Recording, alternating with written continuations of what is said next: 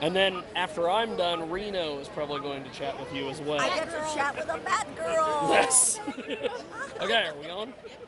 Okay, Tinkerbell, Margaret, go ahead and tell us about your booth here at the Comic Con. Well, my name is Margaret Kerry, Kerry, not Kelly like most people like to call me.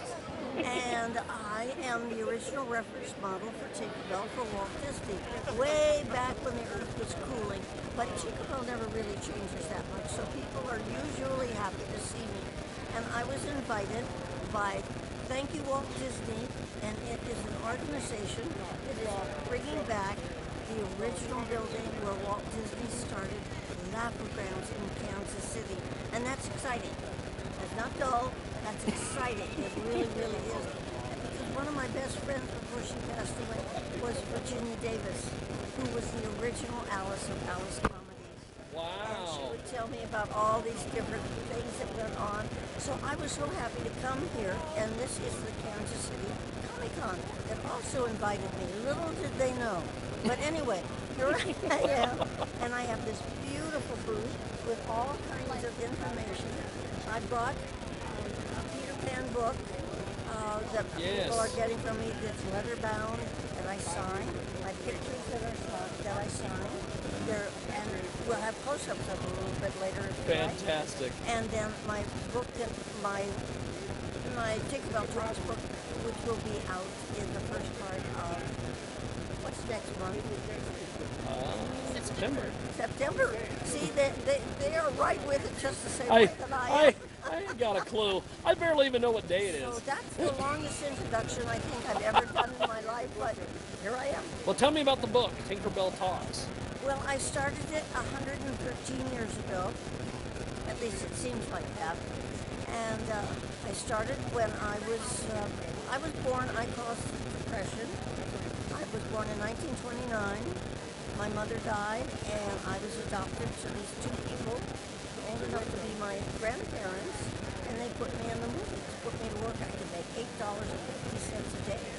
I mean, that was pretty incredible. And my first job was as a fairy for Midsummer Night's Dream. And so I think there was a trend here. And I've been working at it ever since, so I thought, shoot, hardly anybody knows that I was in The Lone Ranger, the Andy Griffith Show. I did 600 cartoons, 300 of them with the new Three Stooges. I had my own radio show, etc. So I thought, the world should know this, don't you think? So you've put it all into a book. So I put it in the 437 pages of my book. Wow. Foolish me, but that's what I did. Now, tell me about your time with Lone Ranger.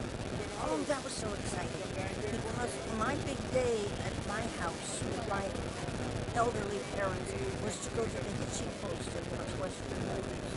So I knew when they called me to be the girl in the Western Lone Ranger, I knew how to do it. I mean, she would get in the way of all the guns, she would do all the stupid things, she would wear clothes that were so tight she couldn't breathe, you know, that kind of thing. Well, when I got there, it turned out that I was this rambunctious young girl, and as I've said, I lied to them that I knew how to ride, so they finally figured out I could dismount. So I played Jane Carter, the son of a besieged rancher, against the squire. Smooth, sort of like George.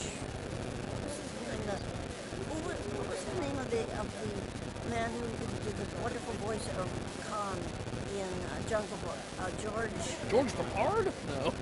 George. Well, anyway, little terribly smooth. Anyway, I got to say at the very end, I'm the one who got to say, no, Dad, he's the Lone Ranger. The height of my career. So I went on to do about 5 years of network show, one of the first family shows with Charlie Ruggles. I played the daughter. I had my own TV show at the same time on Channel 13. Married, had 3 wonderful kids, lost that husband, married again 4 years later, and I met a man in the cemetery. They were holding services there, church services at Forest Lawn, and I married this wonderful man whose was a widower. His wife had trained him so well. Now, you have to do a thing. His wife had trained him so well. Oh my, yes. Oh, Fantastic. yeah, he was great. And then I lost him, and that was quite some time ago now. Yeah. So I decided to finish the dumb book. You've got time, you might as well. Yeah, I'm not doing anything else except traveling all over the world. That's and all right. over the United States. What? So foolish me. Now you also do radio. Yes. Let's talk about that as we years go. on radio, on KKLA Christian Talk Radio. Yes. And the name of my show was Ministry Loves Company. And I had interviews with all kinds of wonderful people. And then I did the station's outreach. That's Salem Communications flagship. That's cool. We have about 118 radio stations around the world. Wow. And we were one of the first ones to ever,